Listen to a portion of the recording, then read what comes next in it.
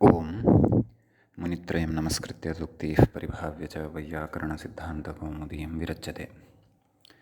सर्वेभ्यः श्रोतृभ्यः नमः। अस्माभिः गतपाठे यद्यत् पठितं तद् एकवारं स्मरामः। वयं तावत् वैयाकरणसिद्धान्तकौमुदी इत्याख्यस्य ग्रन्थस्य तत्र परिभाषाप्रकरणे भवामः। प्रकरणस्यास्य 19 पाठः गतपाठः अस्माभिः पठितः। गतपाठे तावत् तत्र परनित्यान्तरङ्गापवादानामुत्तरोत्तरं बलीयः इति परिभाषास्थः विचारः अस्माभिः कृतः। तत्रैव च यदा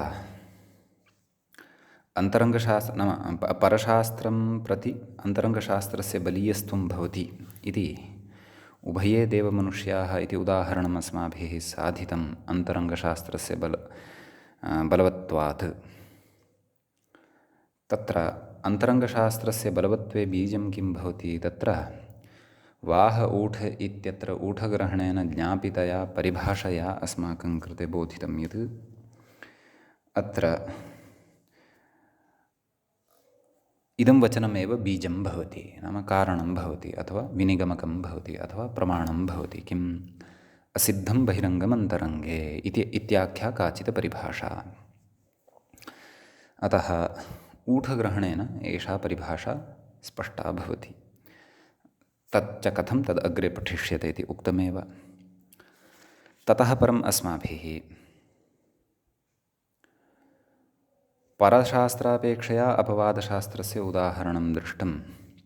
दध्ना इति तत्र अस्थिदधिसख्यक्षणामनुदात्तः इत्यनेन सूत्रेण अनङादेशः क्रियते।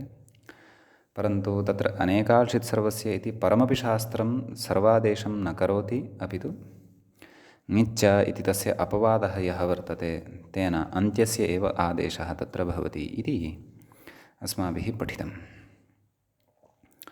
तदनन्तरं परनित्यान्तरङ्गापवादानाम् इत्यस्याः परिभाषायाः नित्यात् अन्तरङ्गस्य उदाहरणम् अस्माभिः दृष्टं। ग्रामणिनी कुले इति तत्र उक्तं यत् अत्र नित्यमपि इकोजिनं विभक्तौ इति सूत्रेण विधीयमानः यः नुम्, नित्यः यः नुम्, सः ह्रस्वोनपुंसके प्रातिपदिकस्य इत्यनेन अन्तरङ्गशास्त्रेण बाध्यते। अतः नाम सर्वथा न बाध्यते, परन्तु तस्य आदौ प्रवृत्तिः बाध्यते। अतः नपुंसकविधानम् आदौ ग्रामणी शब्दस्य भवति, ततः परं नुमागमः भवति, ततः परं ग्रामणिनी कुले इति रूपं सिद्धं भवति। तदनन्तरम् अन्तरङ्गापेक्षया अपि अपवादशास्त्रस्य बलीयस्त्वं भवति इत्यस्य उदाहरणम् अस्माभिः दृष्टं। दैत्यारिः श्रीशः इति उदाहरणद्वयं दृष्टम्। तत्र तदेव दैत्यारिः इत्यत्र आदुगुणः प्राप्तः, परन्तु अन्तरङ्गशास्त्रम् आदुगुणः इति, परन्तु अन्तरङ्गशास्त्रमपि प्रबाध्य तत्र बहिरङ्गशास्त्रस्य एव अपवादभूतस्य प्रवृत्तिः जायते। एवमेव श्रीशः इत्यत्र इको यणचि इति प्राप्तः सूत्रं प्राप्तं, परन्तु तस्य बाधं कृत्वा तत्र नाम अपवादस्य एव प्रवृत्तिः भवति। नाम अन्तरङ्गापेक्षया अपि अपवादः तत्र बलीयान् भवति इत्यर्थः। परमपि सवर्णदीर्घं बाधित्वा अन्तरङ्गत्वात् आदुगुणे यणि च प्राप्ते अपवादत्वात् सवर्णदीर्घः इति तत्र उक्तम् इति अन्तिमा च पङ्क्तिः अस्माभिः गतपाठे पठिता आसीत्। एवञ्च परनित्यान्तरङ्गापवादानामुत्तरोत्तरं बलीयः इत्यस्याः परिभाषायाः किञ्च असिद्धं बहिरङ्गमन्तरङ्गे इत्यस्याश्च परिभाषायाः तत्र स्पष्टता अस्माभिः गते पाठे कृता। इदानीं तावत् वयं अस्य परिभाषाप्रकरणस्य अन्तिमां परिभाषां पठामः। अन्तिमा च परिभाषा भवति अकृतव्यूहाः पाणिनीयाः इति। परिभाषायां द्वे पदे भवतः अकृतव्यूहाः इति प्रथमाविभक्तेः बहुवचनान्तता तस्य भवति। पाणिनीयाः इत्यपि प्रथमाविभक्तेः बहुवचनान्तता अत्र भवति। पाणिनीयाः इति विशेष्यस्य अकृतव्यूहाः विशेषणं भवति। पाणिनीयाः नाम पाणिनीयशिष्याः। प्रतिज्ञानुनासिक्याः पाणिनीयाः इत्यत्रापि अस्माभिः पठितमेव। अतः वयं पाणिनीयशिष्याः ये भवामः ते वयम् अकृतव्यूहाः भवामः। अकृतव्यूहाः इत्यस्य अर्थः कः इति चेत् न कृतः अकृतः। आदौ अकृत इत्यस्य एव विग्रहः ज्ञातव्यः। न कृतः अकृतः नञ् तत्पुरुषसमासो भवति। नकारस्य लोपः भवति। न लोपो नयः इत्यनेन। ततः अकृतः व्यूहः यैः ते अकृतव्यूहाः नञ् तत्पुरुषगर्भबहुव्रीहि समासः भवति अत्र। क्व अकृतव्यूहाः इत्यत्र अकृतः व्यूहः यैः ते अकृतव्यूहाः इति एवं किल। तर्हि तत्र उच्यते नाम व्यूहो नाम कः इत्यत्र व्याख्याता कथयति। तत्र पश्यन्तु। न कृतः अकृतः इत्युक्त्वा तदनन्तरं कथयति अकृतः व्यूहः अर्थात् प्रकृतिप्रत्ययविवेचनं। प्रकृतिप्रत्ययविवेचनं यैः न कृतम् इति ते अकृतव्यूहाः भवन्ति। के पाणिनीयशिष्याः इति अक्षरार्थः। नाम परिभाषायाः यानि अक्षराणि दृश्यन्ते अथवा अक्षरनिर्मितानि यानि पदानि सन्ति तानि यानि दृश्यमानानि सन्ति तेषाम् अयम् अर्थः। अक्षरशः अर्थः एषः। अक्षरशः नाम समस्तपदस्य अस्य विग्रहानन्तरम् अयमर्थः लभ्यते इति। परन्तु किम् अत्र अयमेव अर्थः विवक्षितः वा इति आशङ्क्य अग्रे कथयति। तर्हि सर्वस्य शास्त्रस्य वैयर्थ्यम् एवं खलु। यदि प्रकृतिप्रत्ययविवेचनम् इति व्यूह इति शब्दस्य अर्थः अस्ति इति भवता उच्यते तर्हि तु सर्वस्य शास्त्रस्य वैयर्थ्यमेव खलु। वयं पाणिनीयशिष्याः सन्तः अपि पाणिनेः शिष्याः सन्तः अपि तत्र प्रकृतिप्रत्ययविवेचनम् एव यदि न कुर्याम तर्हि किं तेन प्रयोजनम् एवं वा न वा। शास्त्रस्य प्रयोजनं किं। शास्त्रं पठित्वापि पाणिनेः शिष्याः वयमिति आत्मानं कथयित्वापि प्रकृतिप्रत्ययविवेचनमेव यदि अस्माभिः न कृतं तर्हि शास्त्रं व्यर्थं न वा। अतः तदेव कथयति। तर्हि सर्वस्य शास्त्रस्य वैयर्थ्यम् इत्यतः अध्याहृत्य व्याचष्टे नाम अध्याहारं कृत्वा व्याख्याति व्याख्यानं करोति। किं करोति निमित्तमित्यादिना। नाम अस्य अर्थः कः तद् मूले उक्तं पश्यन्तु। निमित्तं विनाशोन्मुखं दृष्ट्वा तत्कार्यं न कुर्वन्ति इत्यर्थः। नाम व्यूहं न कुर्वन्ति। कः अर्थः नाम व्यूहः नाम प्रकृतिप्रत्ययविवेचनं यच्च आचार्येण अथवा महर्षिणा ऋषिणा पाणिनिना अस्माकं कृते उपदिष्टं वर्तते। तत्र तादृशं व्यूहं न कुर्वन्ति एव ये। परन्तु नाम तस्य अभिप्रायः नाम तत्प्रकृतिप्रत्ययविवेचनं तु कुर्वन्ति सर्वत्र कुर्वन्ति। परन्तु यत्र उक्तेन प्रकृतिप्रत्ययविवेचननियमेन प्रकृतिप्रत्ययस्य विवेचनस्य यः नियमः वर्तते तेन नियमेन यत्र क्वचित् अनिष्टापत्तिः जायमाना वर्तते, नाम विनाशः जायमानः वर्तते, नाम अव्यवस्था जायमाना वर्तते इति। किमुक्तं? निमित्तं विनाशोन्मुखं दृष्ट्वा, नाम विनाशोन्मुखं निमित्तं दृष्ट्वा, नाम तन्निमित्तं कीदृशं? विनाशोन्मुखं, विनाशाय उन्मुखं यत् तद् विनाशोन्मुखम्, एवं खलु? अथ तादृशं निमित्तं दृष्ट्वा, नाम अत्र एवं रीत्या यदि अत्र अनपेक्षितस्थले अपि वयं एतन्निमित्तमादाय एवं रीत्या कस्यचित् प्रत्ययस्य विधानं कुर्मः, कस्यचित् आगमस्य विधानं कुर्मः, यद्यपि प्राप्यमाणः अस्ति सः प्रत्ययः अथवा सः आगमः अथवा सः आदेशः अथवा अमुकसंज्ञा अमुकः आदेशः यः कोऽपि, तस्य प्राप्नुवतः सतः अपि वयं तत्र विधानं न कुर्मः। तदेव निमित्तं विनाशोन्मुखं दृष्ट्वा तत् प्रयुक्तं कार्यं न कुर्वन्ति इत्यर्थः। नाम तेन प्रयुक्तं तत् प्रयुक्तं, नाम निमित्तद्वारा यत् प्रयुज्यते कार्यम् अथवा क्रियते कार्यम् अथवा यद् विधीयते कार्यं तत् कार्यं न कुर्वन्ति के? पाणिनीयः के? पाणिनीयशिष्याः ते अकृतव्यूहाः भवन्ति इति। एषा परिभाषा वस्तुतः दीक्षितरचिता अस्ति। भाष्यस्य कस्यचित् अभिप्रायस्य अर्थतः सङ्कलनम् अस्ति। एषा परिभाषा दीक्षितवचनम् एव भवति।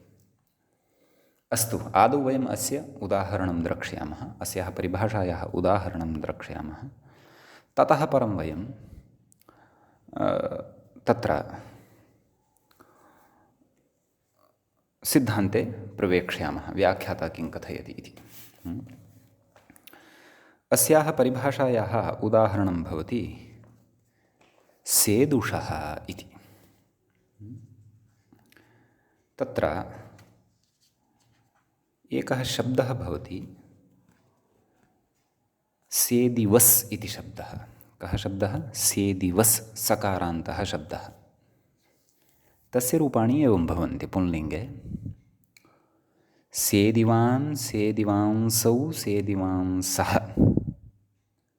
सेदिवांसं, सेदिवांसौ, सेदुषः इति भवति। समीचीनं। तर्हि तत्र मूलशब्दः कः उक्तः? सेदिवस्। स च शब्दः कथं सिद्ध्यति, कथं तस्य सिद्धिक्रमः वर्तते इति वयं सर्वमपि तत्र शब्दाधिकारप्रकरणे द्रक्ष्यामः। तत्र मूले एव अस्य शब्दविषये स्पष्टीभविष्यति। अस्तु, तत्र सद्यः वयम् एकवचनस्य, द्विवचनस्य, बहुवचनस्य अथवा द्वितीयायां विभक्तौ एकवचनस्य, द्विवचनस्य इमानि रूपाणि सामान्येन शृणुमः, श्रुतानि च। अस्माकं विचारः वर्तते सेदुषः इत्यत्र यच्च रूपं द्वितीया विभक्तेः द्विवचनस्य भवति इति। तत्र रूपं किमस्ति? नाम मूलशब्दः कः अस्ति? सेदिवस्। तस्य सिद्धिः कथं जायते तत् किञ्चित् श्रोतव्यम्। तत्र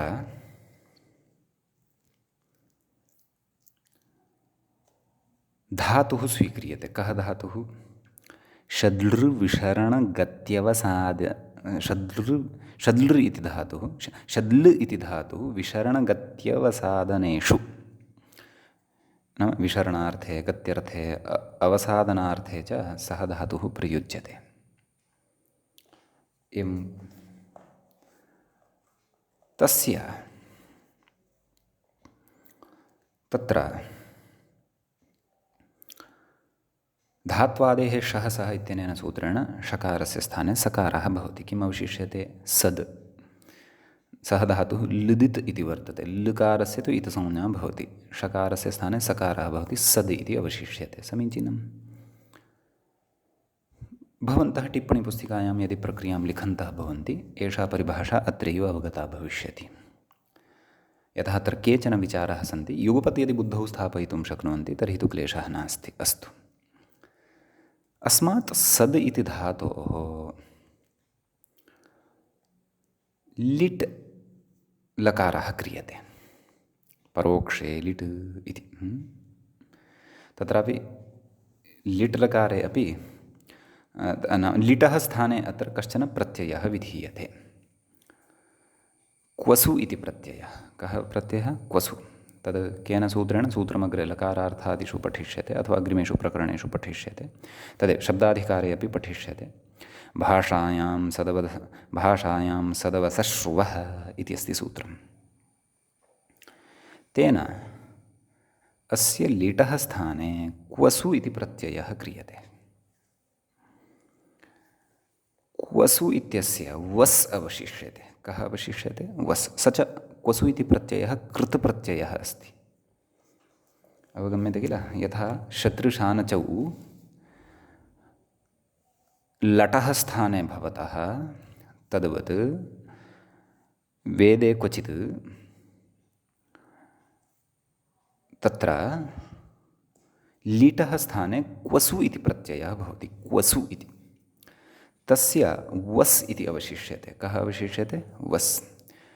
ककारस्यापि इतसंज्ञा भवति लशक्वतद्धिते इत्यनेन, उकारस्य उपदेशे जननुनासिक इत्यनेन इतसंज्ञा भवति। वस् इति अवशिष्यते। का स्थितिः जायते? सद् वस्। इदानीम् एषः वस् इति आदेशः कस्य स्थाने कृतः? लिटः स्थाने कृतः। अतः लिड् धर्मः अस्मिन् अस्ति स्थानिवद्भावेन। स्थानिवद्भावः अचिरेण अग्रे पठिष्यते। ततः लिटिधातोरनभ्यासस्य इत्यनेन सूत्रेण तत्र लिटिपरतः, नाम लिडादेशः अत्र वर्तते वस्, तस्मिन् तं लिटं मत्वा तत्परतः धातोः द्वित्वं भवति। का स्थितिः जायते?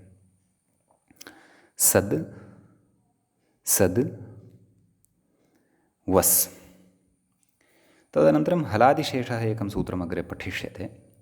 तेन अभ्यासस्य आदिहल् शिष्यते, अन्यहलो लुप्यन्ते।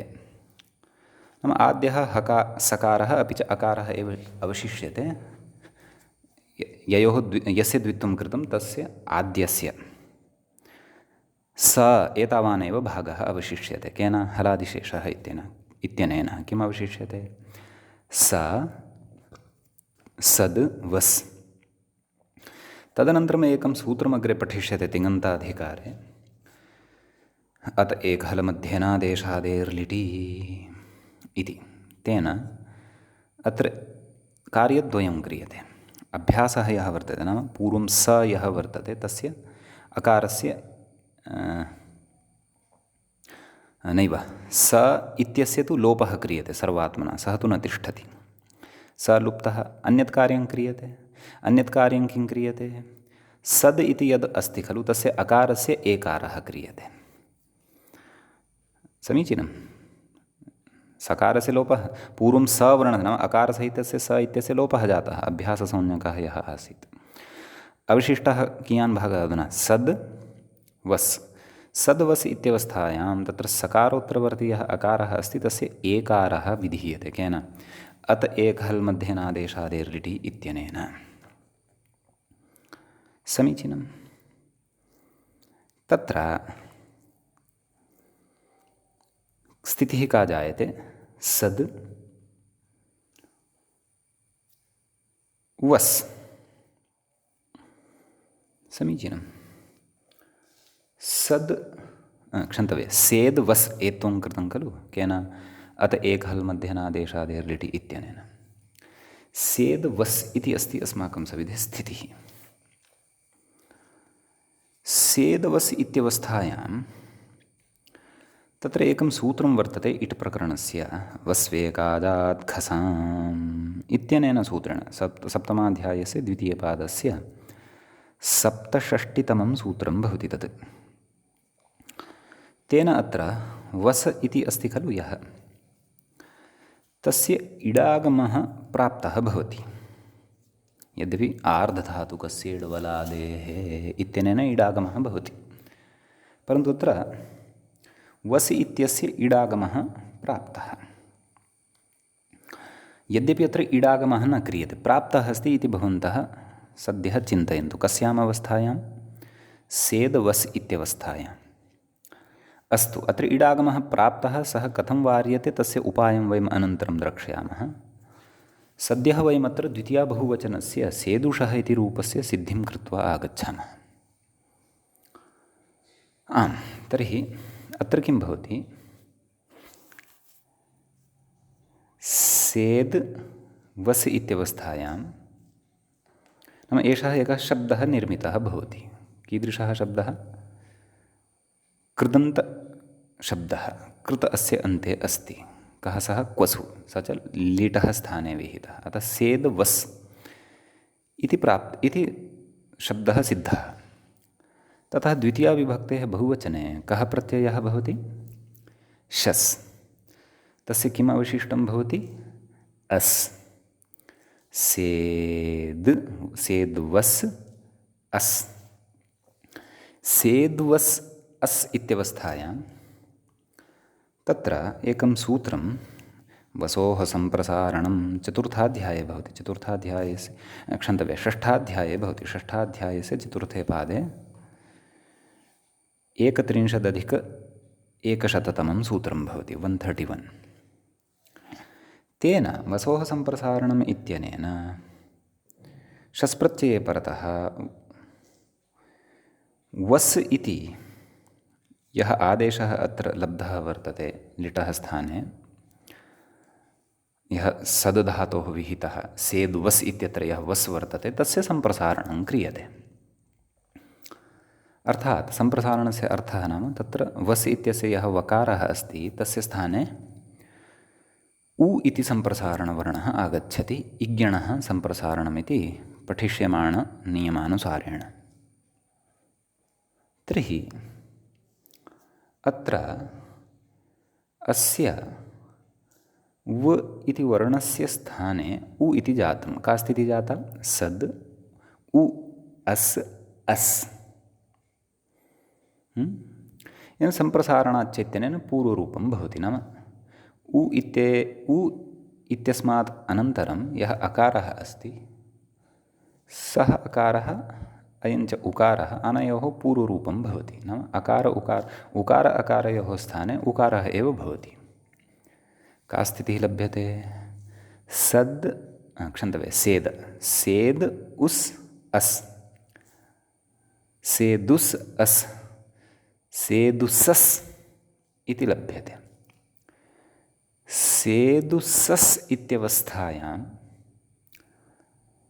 आदेशप्रत्ययोः इत्यनेन उकारात् परतः विद्यमानस्य सकारस्य षत्वं विधीयते। सेदुषस् इत्यवस्थायां सस्यऋत्वे विसर्गे सति सेदुषः इति रूपं द्वितीयाविभक्तेः बहुवचने लब्धं भवति। समीचीनम्। इदानीम् अत्र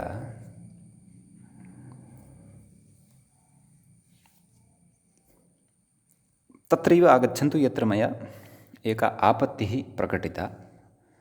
नाम वस्वेकाजाद् घसाम् इत्यनेन सूत्रेण तत्र सेद् वस् इत्यवस्थायाम् इडागमः प्राप्तः भवति इति उक्तं। तस्य अर्थः कः? वस्वेकाजाद् घसाम् इत्यस्य सूत्रस्य अर्थः कः इति चेत् कृतद्विर्वचनानाम् एकाचाम् अदन्तानां घसधातोः वसधातोः च इट् आगमः भवति इति।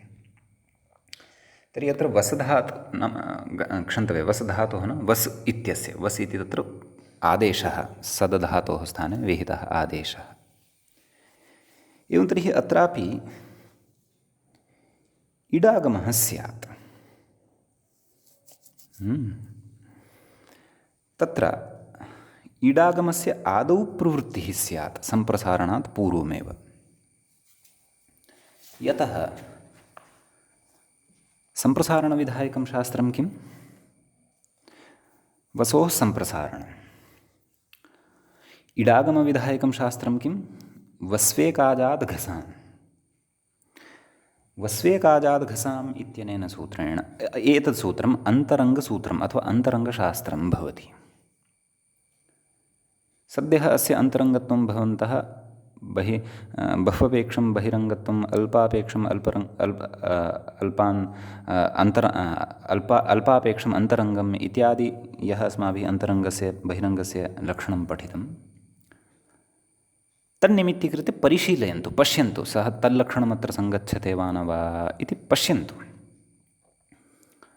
यदि न सङ्गच्छते तर्हि भवद्भिः इतोपि अन्तरङ्गस्य बहिरङ्गस्य च तत्र निर्णयं कर्तुं ये नियमाः सन्ति ते इतोपि श्रोतव्याः अथवा अग्रिमप्रकरणेषु ज्ञातव्याः वर्तन्ते। सद्यः अहं तान् नियमान् व्याख्यातुं न गच्छामि, यतः तत्र किञ्चित् दैर्घ्येण वक्तव्यम् अस्ति, अग्रे स्पष्टीभविष्यति। सद्यः भवन्तः एवं चिन्तयन्तु, वस्वेकाजाद् घसाम् इति सूत्रम् अत्र अन्तरङ्गसूत्रं नाम अन्तरङ्गशास्त्रं वर्तते, इडागमविधायकं सूत्रम्। वसोः सम्प्रसारणम् इति तु तत्र बहिरङ्गशास्त्रं वर्तते। अन्तरङ्गशास्त्रेण बहिरङ्गशास्त्रस्य सर्वथा निवृत्तिः भवति इति तु न क्रियते, परन्तु अन्तरङ्गशास्त्रस्य पूर्वं प्रवृत्तिः भवति इति तु अस्ति। एतादृशी परिपाटी अस्माभिः नित्यात् अन्तरङ्गस्य पठनसमये अपि दृष्टा। नाम तत्र नित्यं शास्त्रं बहिरङ्गमपि भवति स्म, परन्तु तस्य निवृत्तिस्तु न भवति स्म, प्रवृत्तिः भवति स्म। अतः तत्र अन्तरङ्गत्वात् वस्वेकाजाद् घसाम् इत्यनेन इडागमस्य प्राप्तिः भवति। कस्य? वस् इत्यस्य। इडागमः यदि जातः तर्हि का स्थितिः स्यात्? सेद् इ वस्, सेदिवस् इति शब्दः सिद्धः स्यात्। यश्च शब्दः सेदिवान्, सेदिवांसौ, सेदिवांसः, सेदिवांसं, सेदिवांसौ इति प्रथमपञ्चसु प्रयोगेषु श्रूयते। परन्तु अत्र द्वितीया बहुवचने अपि यदि अयम् इडागमः स्यात् तर्हि सेदुषः इति रूपं नैव लप्स्यते, एवं खलु? रूपं किमपि अनिष्टमेव लप्स्यते। सेदुषः इति प्रयोगस्य विनाशः भविष्यति, अनिष्टता भविष्यति। तर्हि का स्थितिः पश्यन्तु, सेदिवस् इति लब्धं खलु, सेदिवस् शस्। सेदिवस् शस् इत्यवस्थायां ततः वस् इत्यस्य वस्वेकाजाद् घसाम् इत्यनेन सम्प्रसारणं भवेत्। तर्हि का स्थितिः स्यात्? सेदि उ अस्, अस्। द्वितीयवारं मया यः अस् उक्तः सः शसः अस्, एवं खलु? तर्हि सेदि सम्प्रसारणाच्च पूर्वरूपं सेदि उ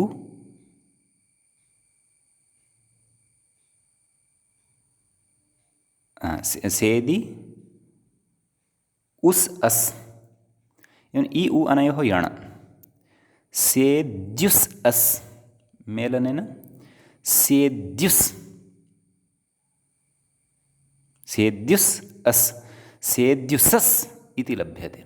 सेद्युसस् इत्यवस्थायां सस्य रूपविसर्गे सति सेद्युसः इति अनिष्टः प्रयोगः भविष्यति। अतः किं कुर्मः? अन्तरङ्गत्वात् इडागमस्य प्राप्तिः अस्ति एव खलु अत्र। तर्हि सा इडागमप्राप्तिः अस्माभिः कथं वारणीया? तदर्थम् उच्यते, किमुच्यते? अकृतव्यूहाः पाणिनीयाः इति। आगच्छन्तु इदानीं तत्रैव मूले अकृतव्यूहाः पाणिनीयाः इत्यस्य अर्थः कथम् उक्तः इति चेत् पश्यन्तु। निमित्तं विनाशोन्मुखं दृष्ट्वा तत्कार्यं तत्प्रयुक्तं कार्यं न कुर्वन्ति इत्यर्थः इति। नाम अत्र इडागमः यः वर्तते सः इडागमः तत्र तादृशं निमित्तं वर्तते यन्निमित्तं विनाशोन्मुखं भवति। यदि अत्र इडागमः कृतः तर्हि अत्र सेदुषः इति अपेक्षितस्य प्रयोगस्य सिद्धिः एव न भविष्यति।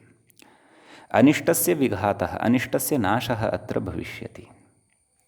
अतः तत्प्रयुक्तं नाम तदर्थं यत् प्रयुक्तं वर्तते इडागमसदृशं कार्यं तन्न कुर्वन्ति एव इत्यर्थः। नाम तस्य विधानम् एव न कुर्वन्ति। यद्यपि प्राप्तिः अस्ति परन्तु अनिष्टता भविष्यति इति कृत्वा न कुर्वन्ति इत्यर्थः। अतः अकृतव्यूहाः पाणिनीयाः इत्यनया परिभाषया सेदुषः इत्यादिषु प्रयोगेषु प्राप्तः यः इडागमः सः वार्यते इति तु दीक्षितमतानुसारं सः सेदुषः इत्यादीनाम् इष्टानां प्रयोगाणाम् इत्थम् एतेन वचनेन निवारणं करोति। परन्तु भट्टोजिदीक्षितः इत्यत्र क्षन्तव्यः नागोजिभट्टः इत्यत्र, नागोजिभट्टः नाम आचार्यः नागेशः। आचार्यः नागेशः अत्र सन्तुष्टः नास्ति। सः तु एषा परिभाषा दीक्षितस्य स्वकीया कल्पना अस्ति, स्वयमेव तेन अत्र उक्तं वर्तते, भाष्यस्य अभिप्रायः सम्यक् न गृहीतः, एषा परिभाषा वस्तुतः नास्ति एव इति वदति। तत्र किञ्चित् इङ्गितं कुर्वन् व्याख्याता कथयन्नस्ति। पश्यन्तु किं कथयति अग्रे पश्यन्तु। निमित्तमित्यादिना अग्रे कथयति सेदुष इत्याद्युदाहरणं, नाम सेदुषः इत्यादीनि उदाहरणानि भवन्ति, अग्रे पठिष्यन्ते। कथयति अग्रे तच्च शब्दाधिकारे सेदिवस् शब्दनिरूपणावसरे मूले एव स्पष्टी भविष्यति इति। यद्यपि एषः कथयन्नस्ति यत् अहम् एतां परिभाषां, कः व्याख्याता कथयन्नस्ति, यदहम् एतां परिभाषां शब्दाधिकारे तत्र हलन्तपुल्लिङ्गेषु सेदिवस् इति शब्दः यत्र आगमिष्यति तत्रैव अस्याः परिभाषायाः अपि स्पष्टीकरणं तत्रैव कुर्मः, तत्रैव करिष्यते इति। परन्तु मया तु तत्र गत्वा एषः विषयः भवताम् इतोपि दृढः भवतु इति कृत्वा एषा परिभाषा अत्रैव भवतां सविधे नाम सोदाहरणम् उपस्थापिता। अग्रे कथयति इयं परिभाषा निर्मूला, नाम अस्याः किमपि बीजं नास्ति, मूलं किमपि नास्ति। यथा पूर्वम् उक्तानां सर्वासामपि परिभाषाणां तत्र बीजम् उक्तं, विप्रतिषेधे परं कार्यम् इति वा, वाह ऊठ इत्यत्र ऊठग्रहणेन ज्ञापिता असिद्धं बहिरङ्गमन्तरङ्गे इति वा, अथवा तत्र तदेव अपवादशास्त्रस्य बलीयस्त्वं भवति अथवा परशास्त्रस्य बलीयस्त्वं भवति इति वा, तद्वत् अस्याः परिभाषायाः तु किमपि मूलमेव नास्ति। एषा निर्मूला वर्तते, किञ्च निष्फला, अस्याः फलमपि किमपि न वर्तते। यतः सेदुषः इति शब्दस्य साधनाय इदं वचनम् आश्रीयते दीक्षितेन, तस्य अपेक्षा एव नास्ति। कुतः? यतः प्रकारान्तरेण अपि सेदुषः इति रूपं साधयितुं शक्यते, प्रकारान्तरेण अपि तत्र इडागमः वारयितुं शक्यते।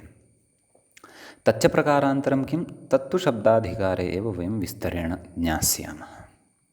अतः किमुक्तम्? इयं परिभाषा निर्मूला निष्फला, नाम अस्याः फलमपि प्रयोजनं किमपि नास्ति, यतः प्रकारान्तरेणैव सिद्धिः भवति।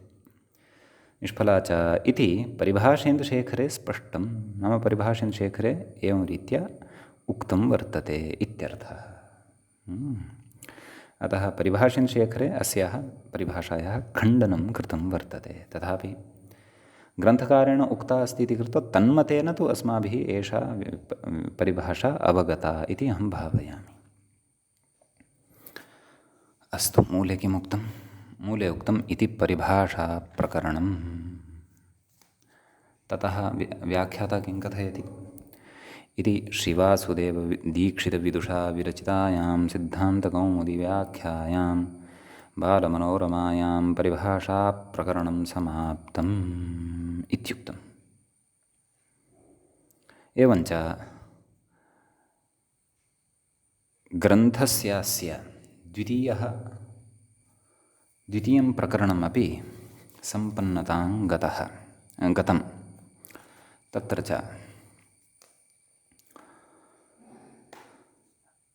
एषः 20 च पाठः अपि सम्पन्नतां गतः।